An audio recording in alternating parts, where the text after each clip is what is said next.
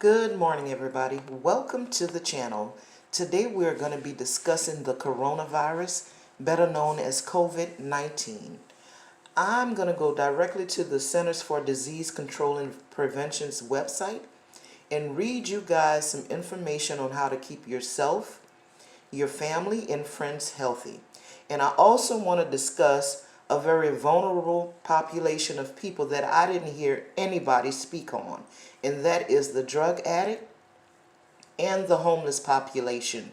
The things that they should do and the things that they need to know in order to keep themselves healthy as they embrace the elements and this virus. As you guys know, this virus is spreading faster than initially thought, and it's spreading like wildfire. So it has the potential to become a pandemic. So we need to know what to do in order to keep ourselves healthy.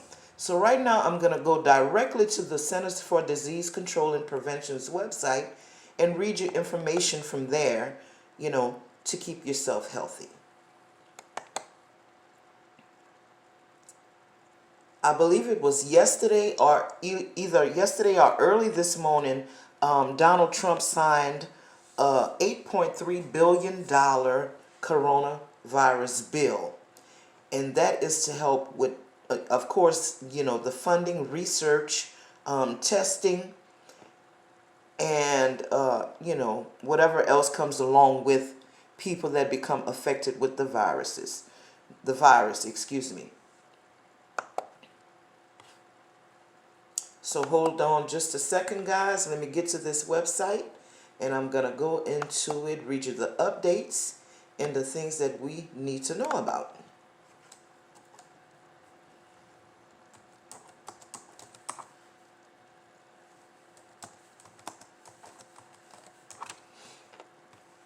And I also want to talk about the healthcare workers, because I used to be in that field, and I know that a lot of times when our residents or our patients are sick, we do it so frequently that sometimes we tend to let our guards down. But in situations like this, we have to know that we must always practice, the proper techniques in trying to prevent diseases and the spread of diseases.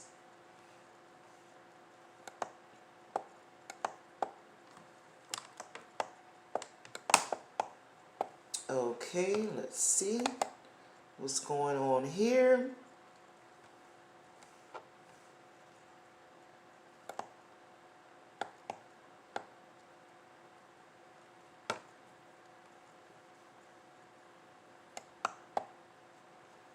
And it says the coronavirus disease 2019, CDC is responding to the novel coronavirus outbreak.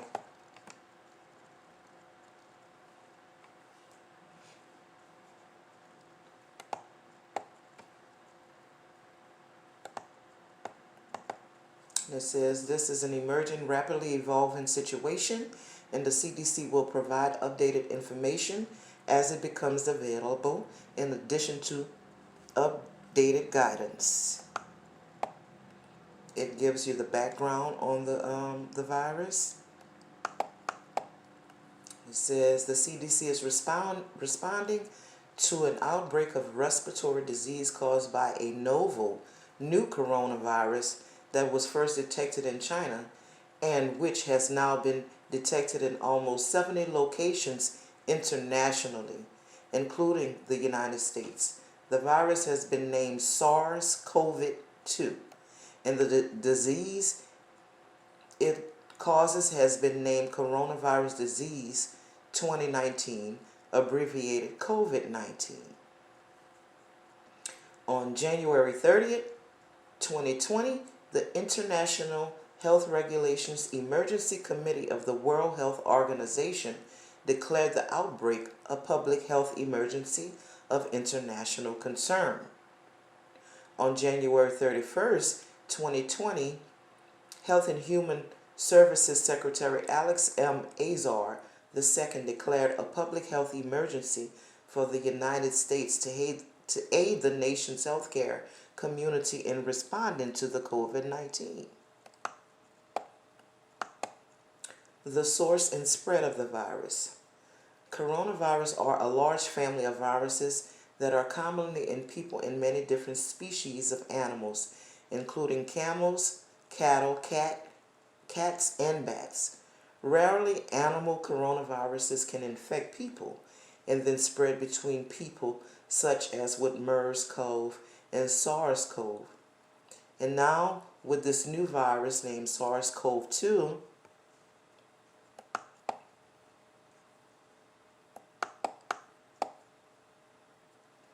the SARS-CoV-2 virus is a beta coronavirus like MERS-CoV and SARS-CoV.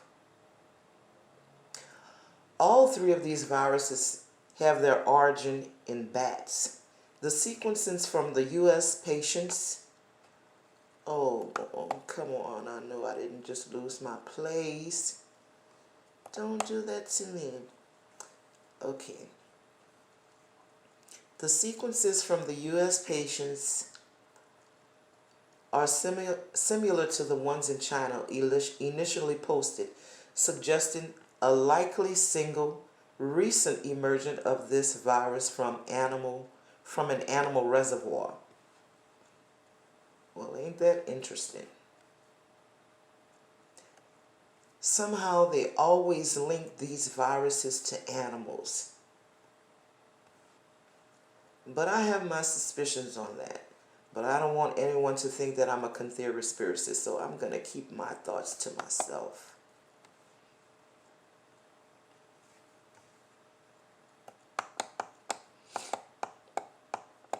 Early on, many of these patients at the epicenter for the outbreak in Wuhan province, China, had some link to a large seafood and live animal market, suggesting animal-to-person spread. Later, a growing number of patients reportedly did not have exposure to animal markets, indicating person-to-person spread. Person-to-person was subsequently reported outside of Hubei and in countries outside of China, including in the United States. Some international destinations now have apparent community spread. Well, I just want to say this. If it's not from animal to person, and it's not from seafood, and,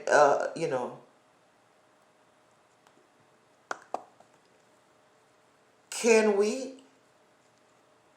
say that it's airborne? Well, that's just a thought.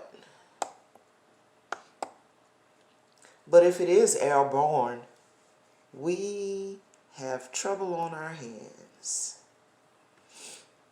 Because that means there is no way to stop this thing and there's no way to contain it.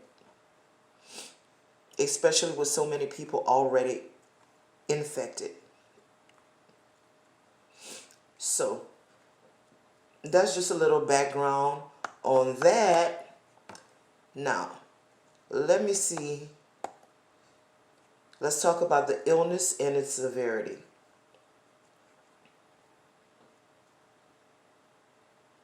Let's see, it says both MERS-CoV and SARS-CoV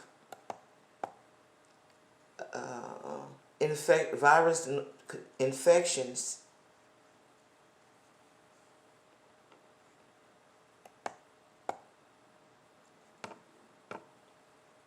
this computer is not acting right, y'all. Give me a minute.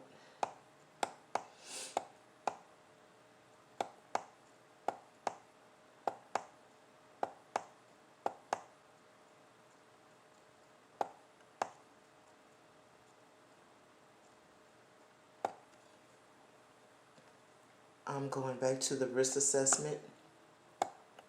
Outbreaks of the novel-virus infections among people are always of public health concern. The risk from these outbreaks depends on the characteristics of the virus, including how well it spreads between people, the severity of resulting illness, and in the medical or other measures available to control the impact of the virus, for example, vaccine or treatment medications. As of today, there is no vaccine. The only thing they have now is testing, and there's not enough testing right now. They still need to make more tests. So with that being said, people need to take precautionary measures until the CDC and the government works that out.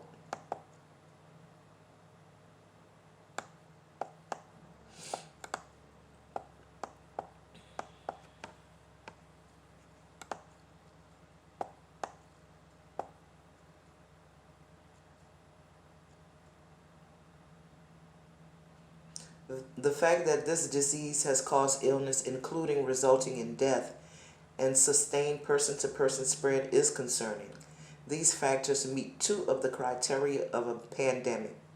As a community spread is detected in more and more countries, the world moves closer toward meeting the third criteria, worldwide spread of the new virus.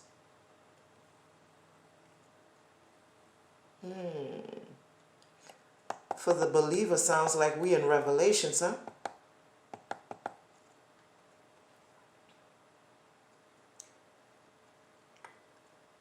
Reported community spread of the COVID-19 is parts of the new United States raises the level of concern about the immediate threat for COVID-19 for those communities. The potential public health threat posed by COVID-19 is very high to the United States and globally. At this time, however, most people in the United States will have little immediate risk of exposure to this virus. This virus is not currently spreading widely in the United States. However, it is important to note that the current global circumstances suggest that it is likely that this virus will cause a pandemic. So, they're saying that it's not spreading widely in the United States. But when we pull up the map of the affected areas, clearly,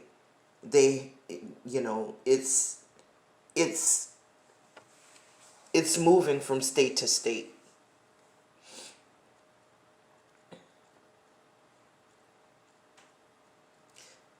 This is a rapidly evolving situation, and the risk assessment will be updated as needed.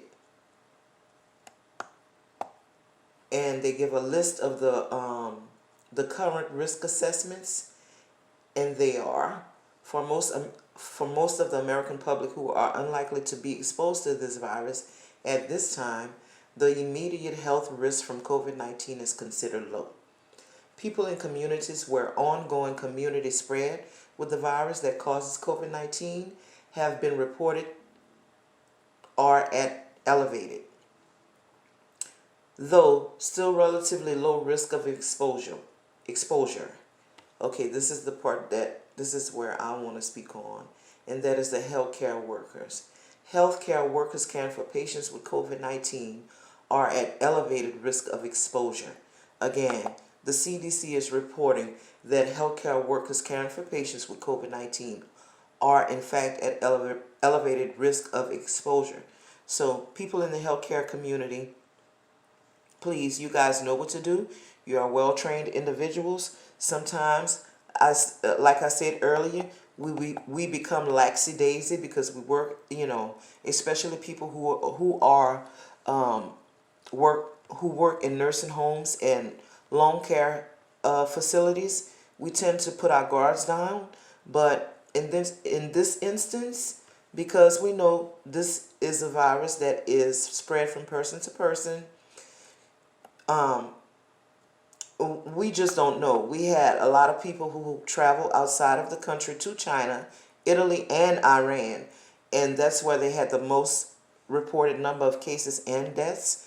It seems that is the way that it crossed over into the United States of America. But because we have people in certain states, we don't have just, this disease is not localized to one state. It is in 12 different states with more than one case. So with that being said, we need to keep in mind that we make sure that we wash our hands. We do all the proper things not to spread this disease and to prevent it. It is also said that some people can have this disease, walk around with it, and be asymptomatic, have no symptoms at all. They're just fine. But because they are a carrier, they can give it to somebody else unknowingly, and that person can have a worse effect from the COVID-19 than they did.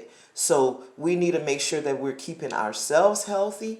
And in the process, while we're doing that, we are also protecting other people.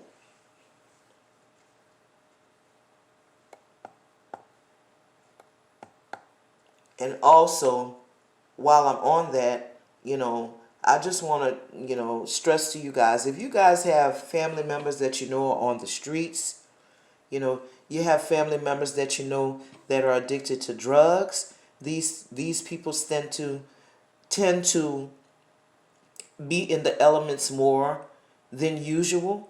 It may be a good idea at this time to speak to your family members, the ones who are on drugs, especially because they tend to. If you have the smoker, you have the drug addict, you have the lean drinker.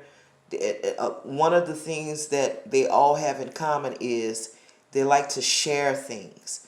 They'll smoke behind one another. They'll drink behind one another. And that, because this virus is spread from person to person, at this time, that is a no-no. You can X that out. So, if you're a smoker, and I don't advocate drug usage, but what I'm saying is, if you're dealing with this issue, you don't want to share anything with anybody. If homeless people, some of us have family members that are homeless with nowhere to go, and we know they're homeless. Reach out to your family. Bring them in. Bring them in. I mean, it would be a sad day if we learned that, we had a family member that became ill from an illness that could have been prevented, and we could have helped to prevent that. Drug users, homeless people, please take care of yourselves. Protect yourselves as much as you possibly can. Bring it in. Bring it in. Somebody's going to help you.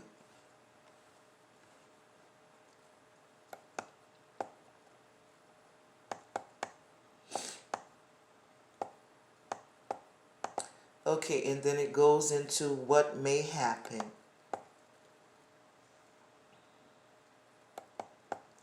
More cases of the COVID-19 are likely to be identified in the coming days, including more cases in the United States. It's also likely that person-to-person spread will continue to occur in communities in the United States. It's likely that at some point, widespread transmission of COVID-19 in the United States. So guys, even though they're saying that there's no real cause for alarm, it is most definitely cause for concern. And with that being said, we have to judge this information for ourselves, and we have to do what we need to do in order to keep us healthy and our families, because they word things, they put things in a way where they'll make you believe that this disease, this virus, is not really nothing to fear. But in reality, when you're talking pandemic, it is absolutely something to fear. Judge the information for yourself.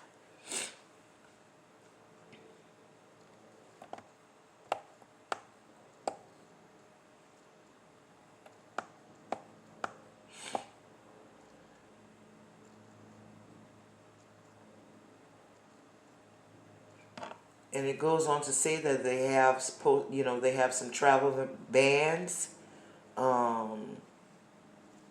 set in place for people coming into the United States from places like Italy, China, and Iran. And if you have traveled from these countries and you don't have any symptoms, or you didn't have any symptoms within the last few days, but you're showing signs and symptoms, now a good suggestion would be to self-quarantine, because of the fact that it is just so easily spread. We just don't know enough about it. So self-quarantine, and I think self-quarantine is for like 14 days. That's a good suggestion. That way you protect yourself and you protect other people. If you need medical attention, I'm sure there's ways of getting it to you or bringing you to get it. So with that being said, you guys, I just wanted to give you an update about what's going on right now. As I said, this virus is spreading. It's spreading person to person, which leads me to believe that it may be an airborne virus,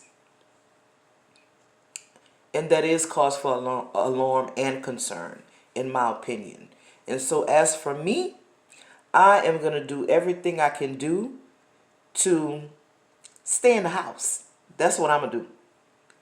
I'm not big on going places anyway, but in a situation like this, the only time you'll see me moving is when I absolutely necessarily have to.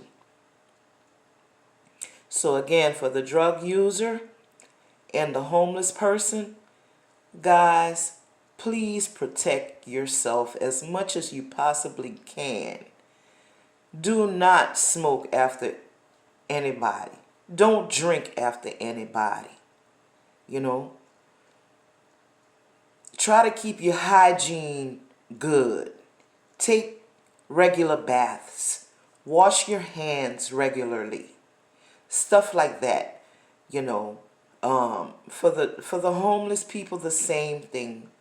And again, for the homeless people and their family members, if you know you have somebody out there on the street who need a place to stay, do your best to try to help them out. People gonna die from this disease. That's just point blank, period. We're gonna have some deaths.